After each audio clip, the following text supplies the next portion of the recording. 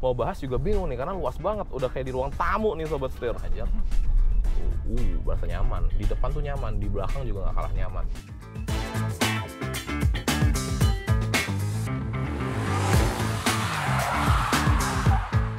Halo sobat setir, selamat datang di setir kanan, kembali lagi sama gue Narendra. Dan pada kesempatan kali ini kami akan melakukan media drive lagi nih, menggunakan unit yang ada di belakang gue ini, yaitu Aion Hypetech HT. Dan pada video kali ini gue akan fokus ke bagaimana impresi berkendaranya dari Hypetech HT, gimana rasa jadi penumpang di depan, jadi penumpang di belakang, dan juga tentunya rasa bawahnya dari Aion Hypetech HT. Dan pada perjalanan kali ini kami nggak jauh-jauh sih, ke Bogor aja ya, tapi tetap aja perjalanannya pasti seru banget. So daripada penasaran, ikutin terus videonya sampai habis. Let's go! Oke sobat setir, karena sekarang posisi Ipang yang lagi nyetir, Ikai juga di depan, jadi gue mau menikmati bagaimana rasanya duduk di row kedua dari Hypetech HT. Bisa dibilang mobil ini kan memang memiliki dimensi panjangnya aja totalnya hampir 4,9, bahkan ya hampir 5 meter ya, 4,9 meteran gitu, yang dimana membuat mobil ini memiliki kabin dan capacity yang bisa dibilang sangat-sangat luas. Gua duduk di row kedua ini, aduh, mau bahas juga bingung nih karena luas banget, udah kayak di ruang tamu nih sobat setir. Asli, kayak di ruang tamu ini luas banget. Private lounge, Private lounge. Ruang tamu banget. Nah, untuk legroomnya aja sekitar 9 jari kalau di gua. Headroom gua dapat 9,5 jari lah kurang lebihnya. Dan ini dalam keadaan tinggi gue di 170 cm. Jadi bisa dibilang memang luas banget. Terus di bagian belakang ini kita dapat apa aja nih? Nah, yang pertama kita dapat kayak leg support gitu ya. Jadi kalau kita mau lebih nyantai lagi bisa nih, kaki kita bisa ditaruh di sini. Tapi ini akan lebih enak kalau posisi penumpang row pertamanya itu lebih maju lagi gitu. Jadi gue beneran bisa selonjoran. Nah, selain itu di bagian jok kanan alias joknya driver itu juga ada meja yang bisa dilipat. Dan ini mejanya beneran meja nih, alias beneran kokoh, beneran tebel, bukan meja-mejaan kecil yang cuman bisa buat naruh-naruh barang yang ringan-ringan. Ini sih berasa kokoh dan kuat dan besar. Nah, selain itu di bagian tengah ini juga mendapatkan sebuah armrest. Armrestnya itu ada 2 buah cup holder di bagian sini. Dan yang bikin happy-nya lagi adalah karena tinggi armrest dan tinggi door trimnya yang buat kita naruh tangan itu kurang lebih level. Jadi nggak kayak beda tingginya gitu. Jadi tetap nyaman buat dipakai. Nah, selain itu juga mendapatkan charging port Type-C di bagian bawah, ada 2 buah ventilasi AC, dan yang lebih kerennya lagi, row kedua ini itu bisa recline sekitar 143 derajat. Jadi beneran rebah banget nih, gue praktekin ya. Nah, tuh sobat setir, bisa serebah ini.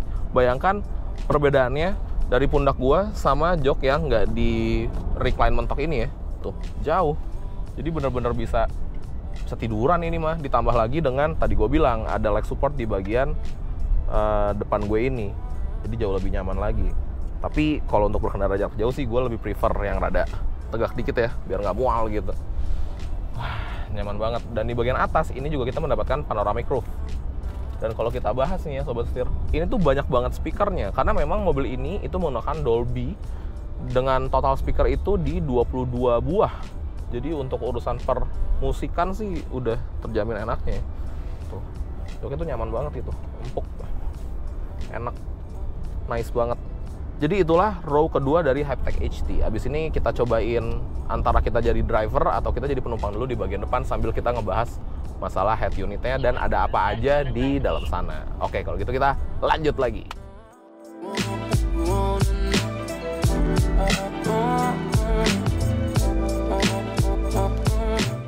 Setir kanan dengan 50 outlet mobil bekas. Jaringannya luas. Setir kanan. Oke sobat setir, gantian nih. Sekarang gue yang nyetir dari Sentul menuju ke Pik. Kita mau ke daerah Pik melewati jalan tol, jadi kita juga bisa merasakan performanya. Tapi sekarang posisinya ini masih di Sentulnya nih, masih di jalanan yang nanjak-nanjak gitu ya. Dan menurut gue ini juga menjadi salah satu tempat yang cocok buat ngetes mobil karena emang konturnya nggak rata gitu. Pertama-tama gue mau mulai bahas dulu dari segi posisi duduknya. Nah, posisi duduknya nih sangat-sangat menarik nih sobat setir. Karena Hypertech HT ini itu memiliki posisi duduk yang versatile banget untuk banyak tinggi badan gitu. Beneran bisa disetting, pengaturan juga macam-macam, baik naik turun, recline angle-nya itu bisa kita setting juga semua secara elektrik. Dan kerennya settingan elektriknya itu nggak hanya dari joknya, tapi bisa juga dari layarnya. Nah kemudian steeringnya juga bisa kita tilt and telescopic, dan menurut gua HT ini itu memiliki visibilitas yang oke banget. Terbantu juga tadi ya sama posisi duduk yang bisa kita setting macam-macam itu gitu. Kayak kalau kita ngeliat ke kanan, kaca ini itu kelihatan ukurannya tuh besar sobat setir.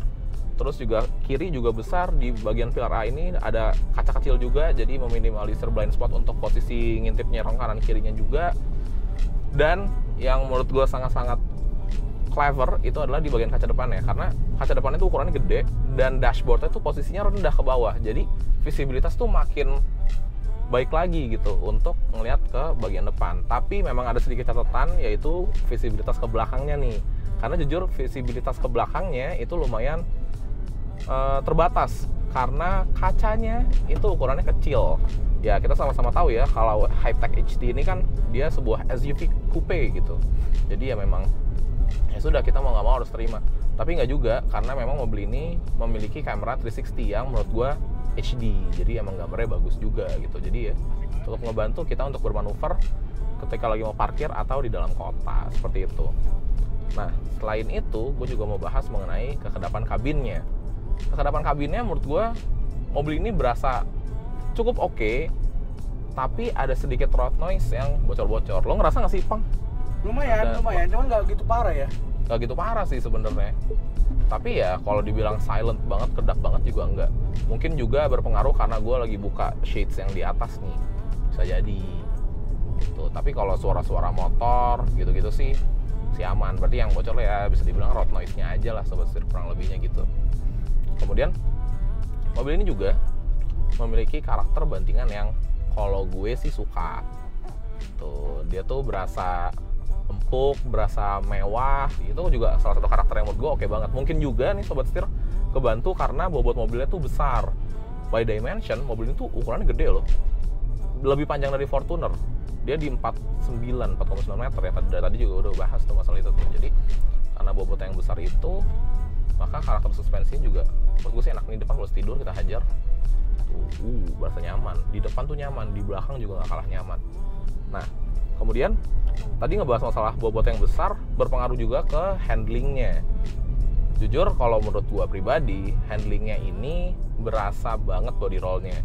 Tapi ya memang karakter sih ya. Satu, mobilnya juga nggak rendah kan, dia nggak ceper gitu, mobilnya lumayan tinggi. Itu satu. Kedua, tadi kita udah bahas bobotnya berat. Jadi untuk mobil yang tinggi dan berat, body roll tuh ya susah lah diminimalisir. Gua rasa itu hukum fisika sih. Dan ya berasa di mobil ini, lumayan berasa body rollnya. Tapi steeringnya direct. Coba kita pindah jalur ya. Tuh kalau kita pindah jalur, steeringnya tuh berasa direct sobat setir. Tapi ya itu body rollnya berasa, terutama ketika kita lagi di kecepatan yang lumayan tinggi. Nah itu seperti itulah kurang lebihnya gitu.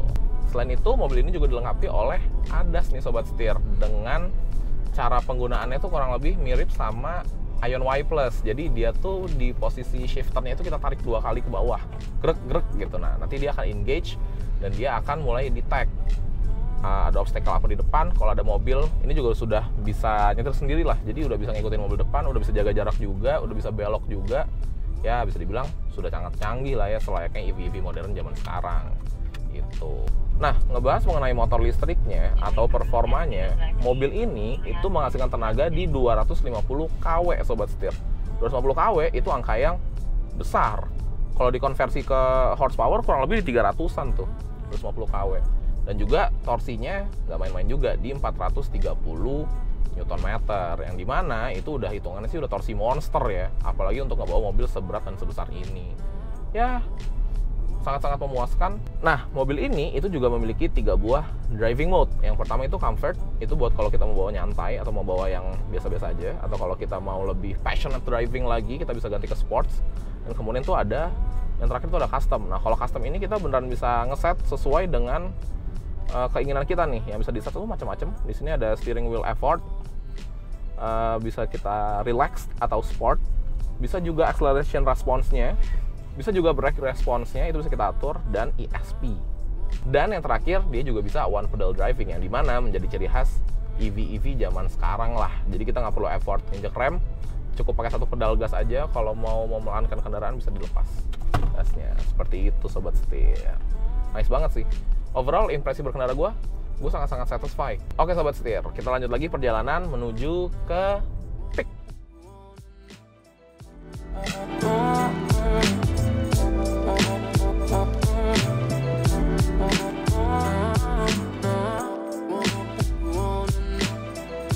Ini dia head unitnya, ukurannya besar. Ini bisa berbagai macam pengaturan. Bisa kita matiin juga dia kayak gini.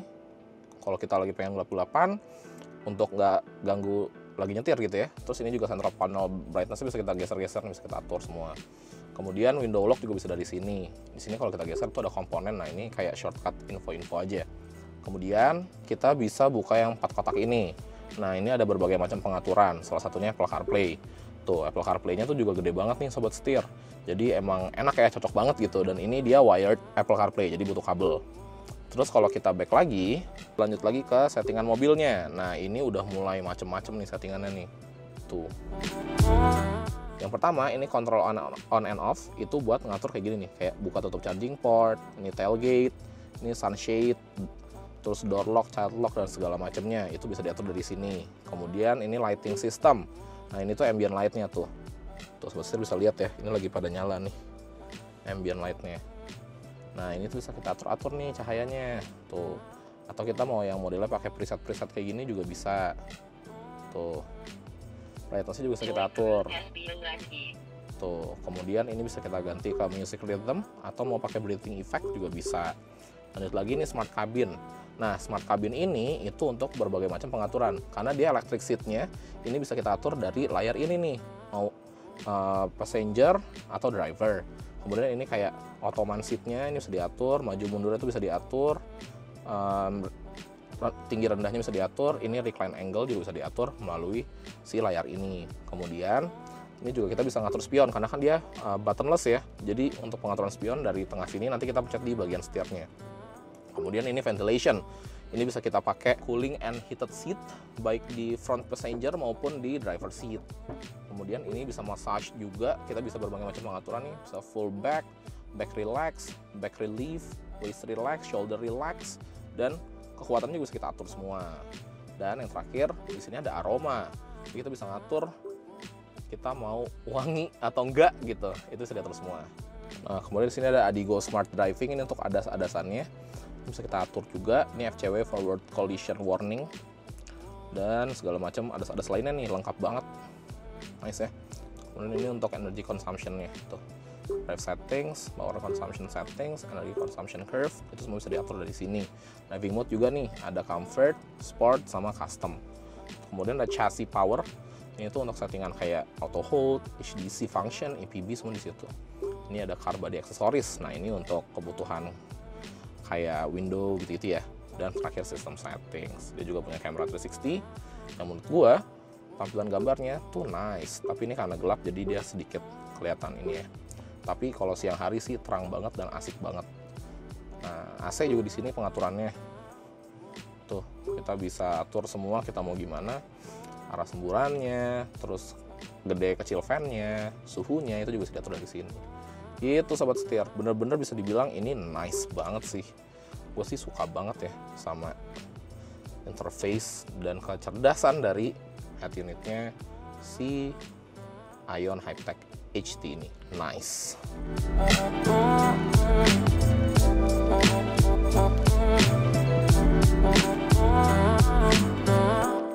Oke sobat setir, nah kali ini closingnya rada beda nih, karena gue sedikit mau ngobrol-ngobrol dulu sambil nikmatin nyantai di dalam si Hypertech HT ini. Jadi untuk merangkum acara hari ini, gue bisa bilang bahwa Hypertech HT ini merupakan sebuah mobil yang nyaman banget dan canggih banget. Kita mulai dulu dari duduk di belakang itu enak banget. Dia bener-bener spacious banget, luas banget, recline angle di 143 derajat itu juga bener-bener oke banget, bagus banget. yang bikin bisa nyetir tuh jadi lebih rileks gitu ya. Maksudnya ketika lagi disetirin kita di belakang tuh rileks banget. Kemudian kebantu juga sama kenyamanan kayak joknya empuk, terus audionya bagus, Dolby Atmos 22 speaker, itu juga clever banget. Dan kenyamanannya itu nggak hanya ada di belakang aja, karena penumpang di depan juga sama-sama ngerasain. Kayak gue sekarang gue lagi relax banget, nyobain duduk di row pertama di bagian passenger ini oke banget. Dia punya Ottoman seat gitu ya, jadi manjang gitu kan. Untuk leg supportnya itu juga sangat-sangat bikin nyaman gitu. Jadi emang bener-bener mikirin human banget lah di mobil ini. Di luar itu, kecanggihannya juga nggak main-main, ada selengkap, head unitnya besar, intuitif, clever, dia punya maps yang udah terintegrasi itu juga canggih. Jadi ya beneran happy banget gitu sebagai passenger. Sekarang kita bahas sebagai driver. Sebagai driver juga enak, mobil ini tenaganya tuh cukup banget. Horsepower-nya aja sampai 300-an ya di 250 kW gitu, dan torsinya juga besar di 430. Dia punya baterai juga besar, range-nya itu di 600 kilo sobat setir. Itu 600 kilo tuh bisa dibilang Jakarta Semarang mah masih dapat, bisa ke Jogja bahkan. Yang dimana nice banget juga gitu, dan rasa bantingannya enak, nyaman banget. Kemudian ya handlingnya memang sedikit ada catatan lah ya, lumayan body roll-nya berasa. Tapi overall di luar itu enak banget. Dan satu hal yang menurut gue sangat-sangat amazing adalah mobil ini dibanderol dengan harga 685 juta kemarin pas launching Gias. Kemungkinan akan ada penyesuaian harga lagi. Tapi rasa berkendaranya, rasa nikmat nyamannya itu udah kayak mobil harga 1 miliar. Menurut gue ini adalah sebuah EV yang sangat-sangat value for money dan sangat-sangat enak dan nyaman. Gitu sobat setir. Oke, kalau gitu jangan lupa untuk klik like, komen, dan subscribe, serta follow TikTok dan Instagram kami di @setirkanan_official. Gue Narendra, sampai ketemu lagi di video selanjutnya. Salam setir kanan. Gue mau lanjut tidur dulu ya. Dadah. Menuju kebalik. Aduh. Menuju kembali.